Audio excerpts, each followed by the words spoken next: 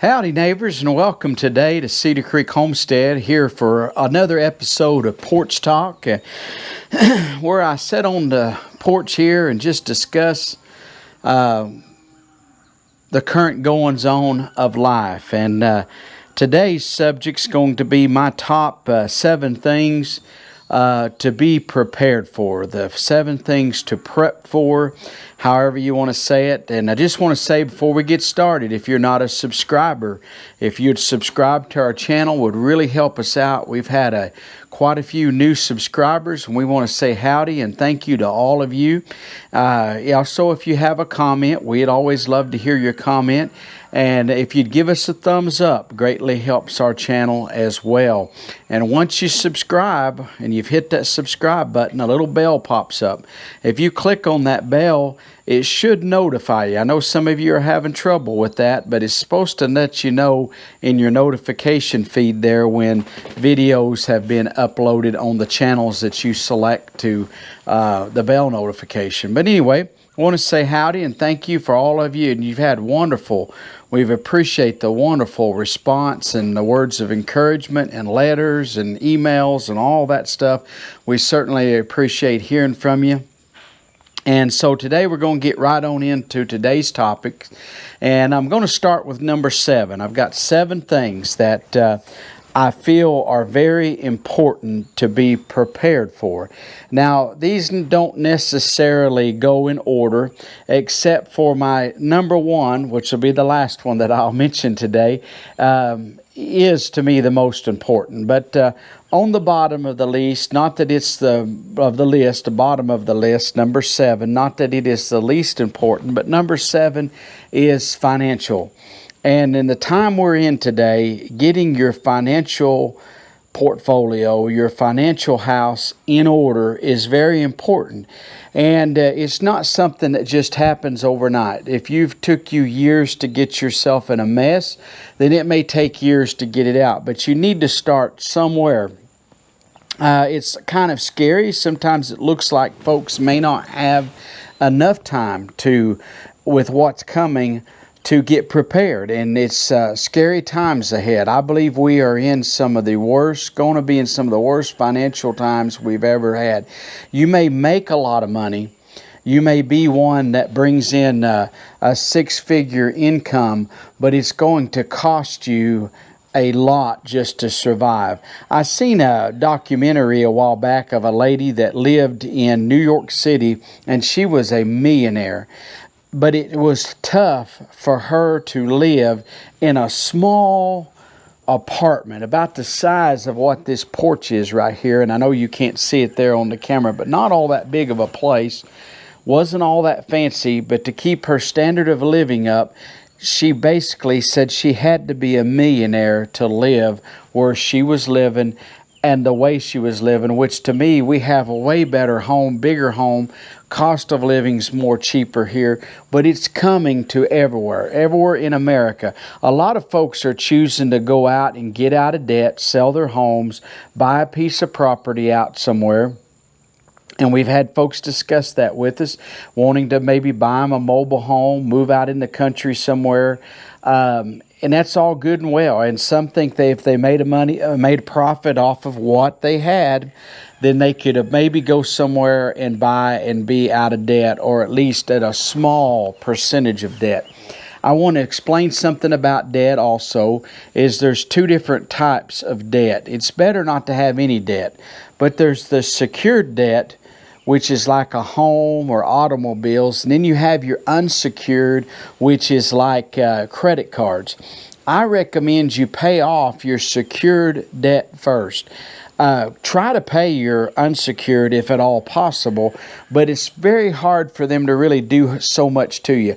If you can't afford to pay your debts and you don't pay your credit cards, for instance, what are they going to do to you? Well, they're going to hurt your credit rating. Well, there's probably other things they can do, but hurting your credit rating is probably one of the best things that could ever happen to you. Because if you can't go out and get deeper in debt, you're going to find yourself in a better situation. And if you wait a few years, eventually you'll get all that paid off, you'll work it out and go, or there is even bankruptcy. I realize there is a lot of folks are opposed to that, and bankruptcy, at one time, folks could file bankruptcy and pretty much wipe out all of your debt. I don't think they allow that anymore, and I think you can only do that like every 7 or 10 years, something like that. So, but sometimes that's what it's for, bankruptcy. There was a year of Jubilee in the Bible, and at that particular time, if you owed debts, they were forgiven when that time came up. So just to think that there is a time sometimes that a person needs help. Now, if you use it as a tool, I know a couple that used to file bankruptcy every time they could. They just kept filing bankruptcy. They had all kinds of stuff. They'd park their travel trailer at someone else's home, their boat at someone else's home, so they wouldn't count those things as assets, but they were doing it crookedly. And I'm not talking about doing that, but sometimes bad things happen to good people, and you should do everything you can to pay your debts. You'd be better off not to go into debt if at all possible. But it may hurt your credit where you cannot get more credit cards, but that might be a mixed blessing in disguise. Also in financial, having some money put back. I realize that there are people that watch these videos, some that live in the cities, some that live in the country, some that live in foreign countries, some that you have money and some have no money. There's all different groups of people. But I have known people who had very little money that begin to save, say, $20 a week. They cut out something. Maybe they cut out their satellite television that was costing them $100 a month. So they took $25 a week and put back. Maybe they cut some other expenses. Maybe they decided not to go on an annual vacation, that vacation that cost them $2,000 or $3,000 or $4,000 or $5,000 a year. They decided to start taking that money and putting it in to themselves as far as prepping and putting a little money back. I recommend that everybody have $1,000 put back somewhere, $1,000 cash. Now, you get above that, it's probably more wise to put it in a bank. I know some folks don't trust banks. And, they can close your bank. I remember on 9/11, I think it was a day or two, the banks were closed and you couldn't go get your money out. I know a friend of mine that banked at a certain particular bank, and he went one day and the bank was closed, and he had checks written out and stuff. He had a mess on his hands. And the bank had went bankrupt, and if you can imagine that. And so it took him a long, long time to get that squared away, and his money was tied up when that bank went. I know it's insured by the FDIC, and his was, but it still wasn't just like that he was able to get things going. He owned a business, and it really caused him some trouble. My number 6 thing would be protection.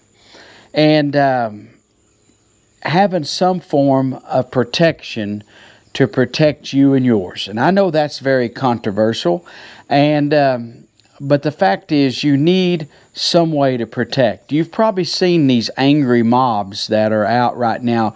They do it in the name of protest, but I've not seen anything very peaceful about the protest. We have a constitutional right to protest, but when you go to tearing down statues, you go destroying businesses, setting businesses on fire, when you go to running into businesses and taking things out that are not yours, you begin to destroy government property, and most importantly, private property, business owners' properties.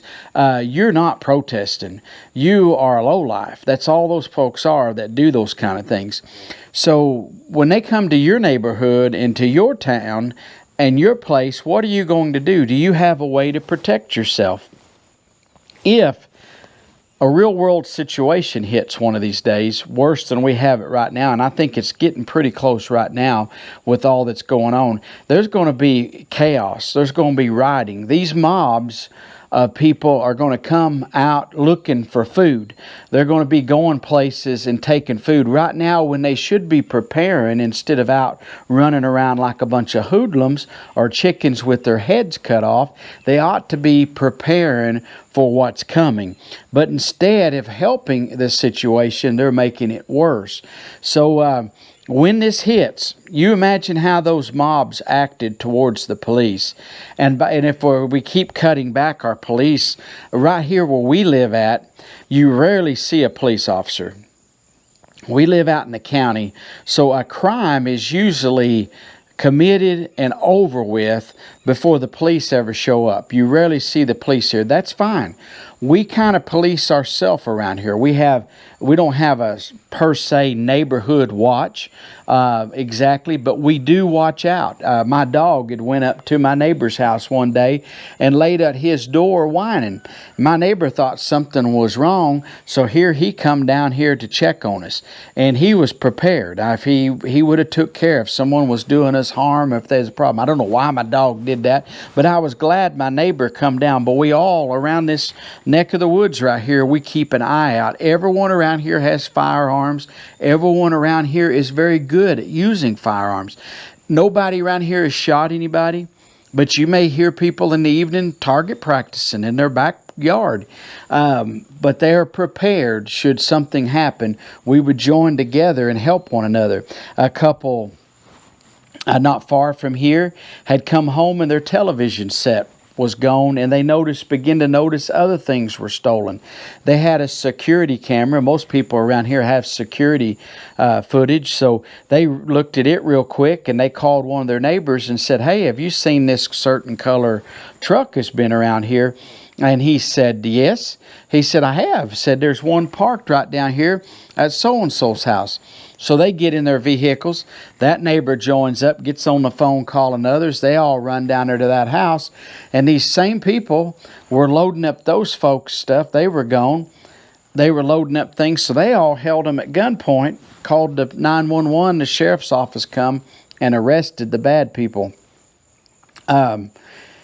We kind of police ourselves, and we know how to do that. But when it comes down to it, it's me protecting mine. And I would tell you, as a last resort, would I ever want to shoot anybody or harm anybody?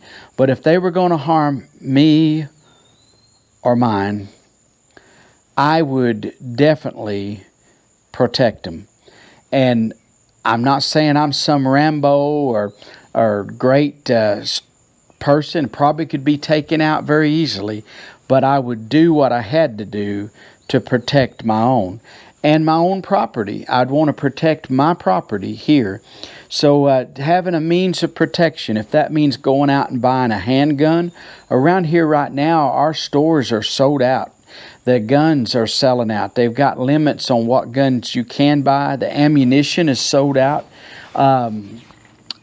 People are arming themselves and protecting themselves. And you're all the time hearing of stories where people are protecting themselves. It is a God-given right to protect yourself. So if you are a Christian, I believe you should do all you can before you would just shoot somebody or hurt somebody. But when it comes down to it, you have a God-given right. The Bible tells us in the Old Testament, under the law of Moses, they call it, Levitical law, whatever you want to call it.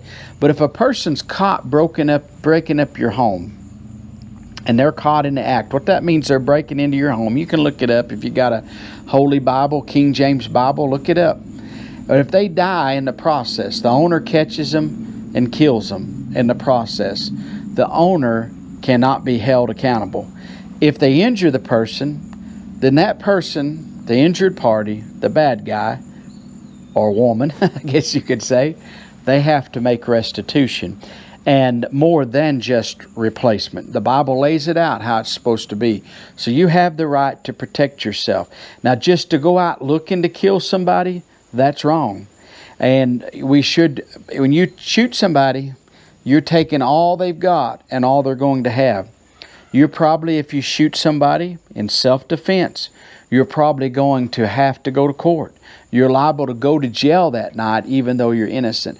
Depending on where you live at, some states is horrible about protecting yourself. The criminals have more rights than the citizens. But protecting yourself, if you never have shot a gun, you don't know how to use a gun, and you were going to go out and buy a firearm, get some training. Here in Oklahoma, we have a right to carry law. That means you can carry a gun on your side like John Wayne and go down through town. If a business doesn't want you in their place of business with a firearm, they can put a sign up. Some say they welcome concealed carry, but they don't want you to open carry. You know, you can hide it in your back pocket or whatever, but they don't want you carrying it on your side. I just honestly am not really crazy about open carry. I'm fine with concealed carry. I just feel like open carry, there's a stigma about that. I also feel like open carry, that people sometimes look silly. I think the police are the only ones that should open carry. That's my opinion. But we have a right here in our state. We also have a right to keep and bear arms based upon the Constitution. And that right should not be infringed by nobody. So I'm glad that our state has these rights. I'm not going to open carry. Now, if I'm walking on my own property, you may see me carrying a firearm when I'm on my own property. I like to hunt. Don't see anything wrong with that. And that's my right to do that. So anyway, but we are an open carry state. We were concealed carry, and you had to get a permit. And as far as I know, that's still going on. So here in Oklahoma, you can still go get training. You can still get checked, background checked by the Oklahoma State Bureau of Investigation, and you can get they run a FBI check on you and fingerprint you and do a bunch of different things and make sure criminals, people, convicted felons such as that, are not allowed to carry firearms in Oklahoma. So they do have rules in regards, but if you're otherwise law-abiding citizen, you can open carry a firearm if you want to. The next thing I would tell you to prepare for, and some of you that's watched my previous videos have mentioned this on several occasions, and you are very correct with it, but it's not having electricity. I mentioned last week that the possibility of an EMP, electromagnetic pulse, is very possible. The Congress people have studied it. Our military has studied it. It is a real concern. They believe that instead of China using nuclear weapons on the United States, that they would probably use a electromagnetic pulse, an EMP, and they would attack us and cause all of our communications, all of our electrical systems. Everything now has electronics in it. Televisions, TVs, appliances, your washers, dryers, refrigerators, everything has electronic components to it. So a electromagnetic pulse would basically destroy those. There are people that have solar systems. The little controllers that you use to control your solar system would go out. You would not have solar anymore. People who have generators, backup generators, your generator would not work. Now, some have spare generators that they put in what's called a Faraday cage, and they protect them. There's a man over here that has built a home that is supposedly, he claims that it is EMP proof. For it to work, though, all of the doors have to be shut and the windows. So he would have to know that the enemy was launching an electromagnetic pulse and have everything shut down before his system would work. Well, they say that it would probably be so quick you wouldn't realize it until nothing would work. Cell phones wouldn't work, your power goes off, and it would take days to get things going. Some have a Faraday type cages that they build that basically would shield from an electromagnetic pulse. Now, many believe that if they launched one, the Chinese, that they would wait a few days and launch another one. They would wait until our electric companies, some companies have hid back transformers and have them protected and other things, and they would wait till we got that out and they would launch another one, a final blow to really get us going. And people got their extra controllers for their solar, their extra generators up and going, whatever it was, then they would launch again. And if you've ever thought about not having electricity, that would mean that your teller machines would not work, gas pumps would not work, water systems would not work. If you're on a rural water system, the water wouldn't work. We'll talk more about water here in just a little bit. There's many different avenues to think about. One day I'm going to do a video, just think about if you did not have electricity. We did lose electricity the other night, and I thought how I have a generator, but I'd have to plug it up. But what if it was an EMP and none of that stuff would work anymore? So think about being prepared. Could you survive without having electricity? Whether it was a hurricane, a storm, whatever, your refrigerator no longer worked, your air conditioner no longer worked, could you survive? Do you have a means? A lot of people are claiming to be off-grid, but they still depend on the electrical grid. The Amish are some that you could learn from that used to be. A lot of the Amish totally were off-grid. They did not rely upon any type of electronics, so they kind of had it set up and going where they could survive if they had no electricity. Just something to think about. Another thing, number 4, would be having raiment, clothing, and housing. I put those two together as one, but having maybe some clothes put back, some extra package of underwear and socks if you got children, perhaps for each age group of children. I realize they outgrow them very quickly, but if you had other children coming up, maybe they could have them, or if you knew others if they outgrew them. But had just a package of each put back, or of clothing. Your home, especially if your home was paid for and you were out of debt, but also having your home prepared where you could live in it without electricity. Perhaps you have windows that you can open. And most homes are not designed to be operated at all without electricity. So if you didn't have central heating and air, your home would mildew, you would get black mold, it'd get to the point you couldn't live there, would probably get sick in it. Just some things to think about. Also, if your home needs some repairs, if you need a new roof, perhaps it's time to think about getting that roof put on, getting your home fixed up, maybe even fortifying your home. There are ways, did you know a police officer can come up to your home and they can take a deal that looks like a post driver. It's a solid steel object. Firefighters have a special little tool that they can get and tear your door down very quickly. When I was on the fire department, we could get in a home. We had tools that we could get in very quickly. But there are ways that you can fortify your doors. Now remember, if there is a fire and the fire department can't get in, but there is ways that they can get in very quickly through the front door. A lot of people don't realize how easily their front door can be knocked down. Oftentimes, someone that knows how to kick properly can kick and actually knock your front door in. But there's ways where your deadbolts and latches are that you can actually get big, long, I don't know about that long, but big, long wood screws and run deep in there. And where your hinges are on the other side, get screws that will go way in where your hinges are that will make your door super strong.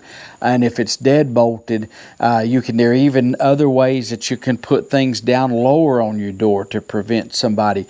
You can find all kinds of videos about that, but fortifying your home, getting yourself fortified at your place. Number 3, which is very important. You hear me talk about it a lot, and I realize that people can't grow a garden in some places, but I think everybody can do it. Whether you live in town, whether you live in a city, whether you live in a country, it really don't matter, but food preparation. And some of you have commented that live in the city, the things that you're doing. And some that live in apartments are doing things. I've heard that some apartment complexes, sky-rise type buildings, are actually allowing the tenants to grow stuff on top of the building. something to investigate. Some communities where apartment complexes go, they'll have a park area and are allowing people to work in a community garden. But that's probably not enough food to sustain you for a long time, but you can buy food. If you have to, buy dried foods. You can buy, there's food company manufacturers that have freeze-dried food. Perhaps you can't go out and buy you a freeze dryer. You can't go out and buy a bunch of farm produce and stuff and put up, but you could buy it already done. And there's companies that sell these big buckets, and you can take 3 or 4 buckets and feed yourself for a very long time. And those would surely fit in a closet in an apartment complex. I have friends that have these food buckets that they buy. Even though they put their own stuff up, they have bought them a few buckets for themselves and put it back just in case something happened. You know, we here on our homestead, we grow our own meat and our own vegetables. Not everything, but we grow a big part of it. My wife cans, and we put stuff back. And when this COVID happened and they had this lockdown all of a sudden, we didn't have to go nowhere. We were to where we could stay home. We had food. We had water. We had everything we needed because we made preparations. And it doesn't happen overnight. We've been working at this for years because we felt leading of the Lord many years ago to get prepared. And some think that, well, this is nothing. This is, I believe, the calm before the storm that we're having right now, and getting yourself prepared, not only from the virus that we have. If they lock us down again, if they continue to lock our country down, we're going to run out of food because there's not enough people working to process all the things that need to be processed. So, but having stuff put back. What if a hurricane, a tornado, something goes through? We've had tornadoes come through our area. Of course, we're here in Oklahoma in Tornado Alley, they call it. And a tornado can come through and knock the power system out for several days. And some of our communities right here have been out for days. At one time here, not very many years ago, an ice storm had come through and knocked the power out for over a month. So just think about if you had enough food, if you couldn't get to town, how would you prepare the food? Don't go buy stuff that ain't going to last. Don't go buy loaves of bread and expecting it to last. Learn how to grind your own wheat berries up, make your own flour, cook your own bread, and learn how to do some things with your hand and have some preps put back, some preparations that you would be able to eat, even if it was MRE, meal ready to eat type stuff. I don't like those. The military has the MREs. I don't like that food. It's just not very good. But if you're hungry, MREs aren't half bad if you're hungry. And it depends on what they are. Some of them is better than others. But anyway, speaking of MREs or freeze-dried or dehydrated type foods, you need water. And the number 2 thing on my list is water. And you cannot survive without water. When Puerto Rico was hit with this hurricane, I seen a lot of people were doing without water, a year or 2 ago when that happened. And they were scrounging around for water. And folks, water is very important. You can put bottled water back. They make a bladder thing that you can buy that you can put in your bathtub. If you know the water's going out, you can turn on your water and fill that up in advance. They make plastic jugs you can fill up. If you're out in the country where you have a way to do it, you can find sources of water. We have several different avenues of water here, different places of water. But it's because we live in the country. Now, some of the sources would take a little effort to do, but we can do it. We even have some wells here that do not have pumps, but we have a well bucket, and we'll probably even get another one before long, but where we could lower a well bucket and draw water from a well. We have a spring. I'd have to walk down here and get the water. If an EMP happened, that we could at least walk down there. We have means right here at the house, so we have backup means. And I'm looking into doing water catchment. I understand in some areas you cannot catch water.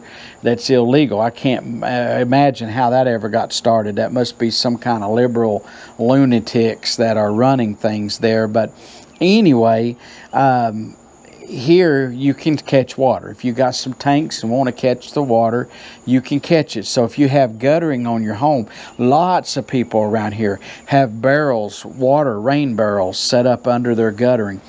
Some have big elaborate systems, even underground, have a cistern type system underground to store the water. We really haven't done much of that here, but that is one avenue I'm going to start working on, because it would be very easy to do, and my grandmother used to do it. So, but having water, because meals ready to eat require water. Freeze-dried foods require water.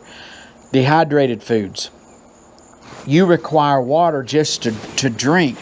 And imagine this, if things get bad and you had to really get active and perhaps no air conditioning, you're going to consume probably more water than normal.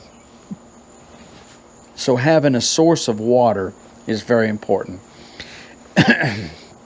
Now we'll come to number one. And a lot of folks won't like this one, because we're certainly living in a godless society. But having yourself spiritually prepared, and I don't care what flavor you are, that's not the point of today. But having yourself prepared spiritually, this may be news to you, but every one of us is going to die. I don't care how much organic food you eat. I don't care how healthy you are. I don't care what kind of water you drink, how much you exercise, all of the wonderful things you can do, but you're going to die. We've had very healthy people here die in car wrecks. We've had very healthy people that I've known throughout the years die of a heart attack. We've had people die of cancer. That otherwise super healthy people, just diseases come up on them unexpectedly and kill them. I have a family that I'm real good friends with that just died this week of the COVID. The whole family has come down with it. They don't live very far from here. And I know people can say it's not real, but you tell that to the ones that's lost their loved ones. And it may be hyped up a little bit. We also have another lady that we know.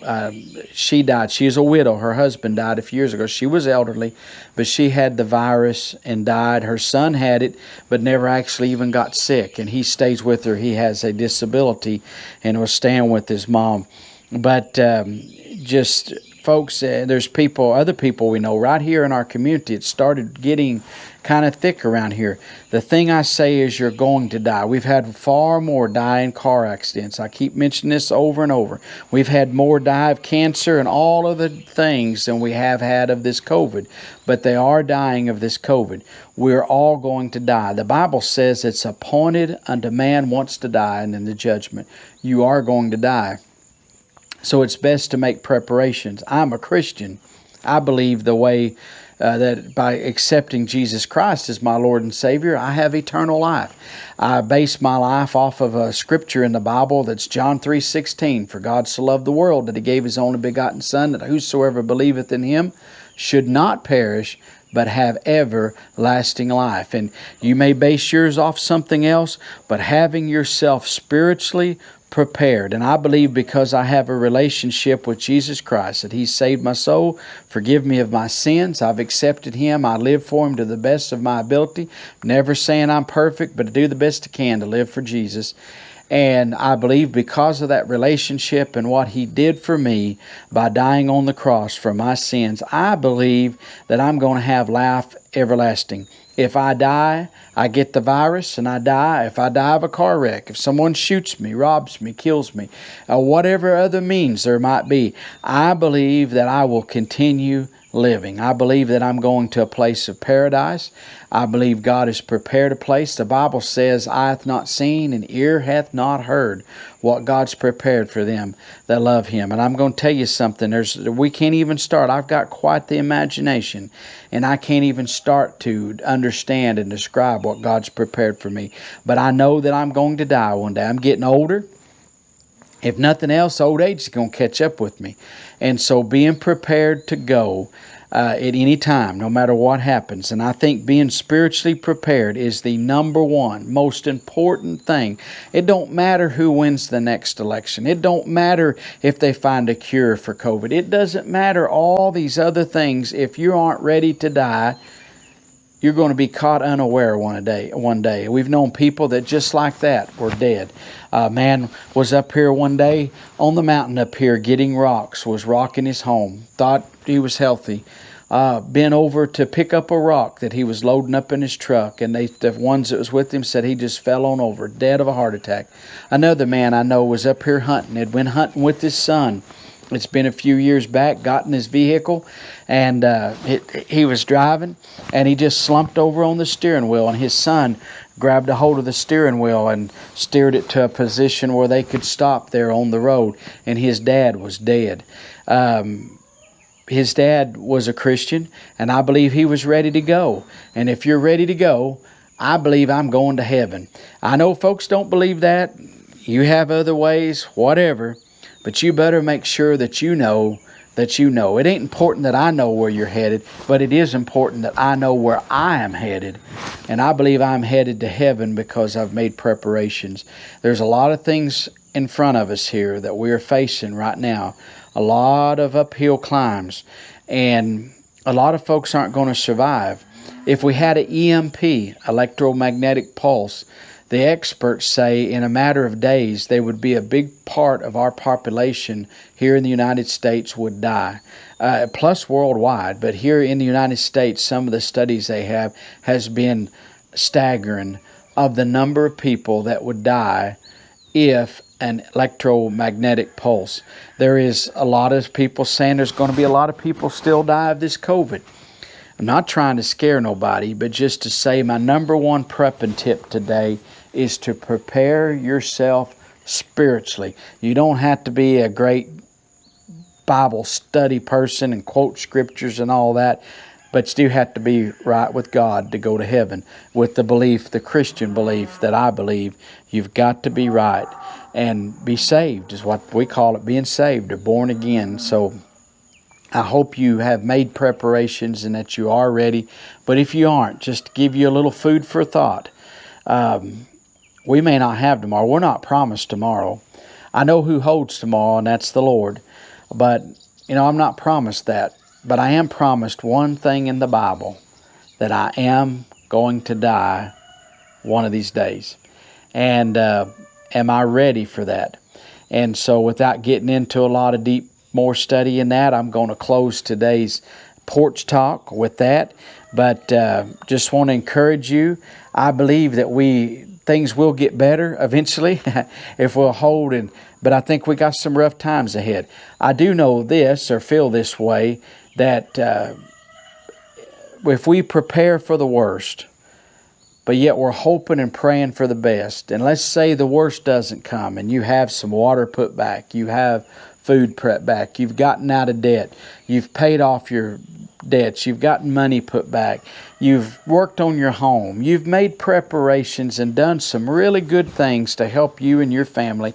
And let's say that by November, we didn't even know we had the virus. Everything's back up and going. Hey, that's great. That's wonderful.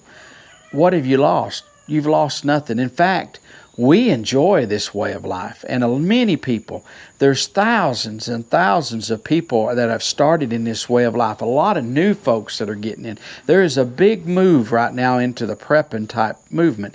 I know we've seen Doomsday Prepper. You might have watched that show on TV. I watched a few episodes, and I realized that they made goofballs of preppers, made them look weird, and they picked out the worst of the worst when it come to preppers. They picked out the worst shots to make, basically, to try to make people look like they were weird and extremist. And everything they talked about, they said would never happen. Some talked about they were preparing in case we had a pandemic. Well, the Doomsday Preppers show people, they went and talked to the experts. And the experts said that was highly unlikely. Folks, COVID is a pandemic. Economic collapse. Folks were preparing for an economic collapse. They said, well, it's highly unlikely that we would ever have it. Folks, we are coming into a financial collapse. The only way we would not have a financial collapse here in the United States of America is because of the grace of God. It's not because of the president. It's not because of the Republican Party. It's not going to be because of the Democrat Party. It'll be because God has mercy on us. It's coming. Who would have ever thought we'd had these things? Everything that they ever prepared for on Doomsday Prepper, it was all the experts say it's not going to happen, and it's all before us today. The past few years, we've seen massive wildfires. We've seen terrible hurricanes, tornadoes. A lot of these things we've faced right here, not hurricanes. We had a thing they called a land hurricane a few years back. I'd never heard of such. It come through this area. The winds were very strong. A town across the river here was without electricity for, I want to say, a couple of weeks. And we had a neighbor man die here, and they had his funeral across the river and did it by lantern light. And the preacher was a very elderly man, and he said first time he'd ever done a funeral under candlelight at his age, as old as what he was. That was the first time. No air conditioning in the church. It was hot. Even here we were without electricity for a while, and lots of trees blown down, and they called it a land hurricane. Never heard of such. We seen dust here, a dust storm that came in here just a while back. Never seen that before. We had massive flooding last year. Now we're almost in a drought here. It's very, very dry. And last year we had so much rain that it flooded and wiped out a lot of homes and farmland here.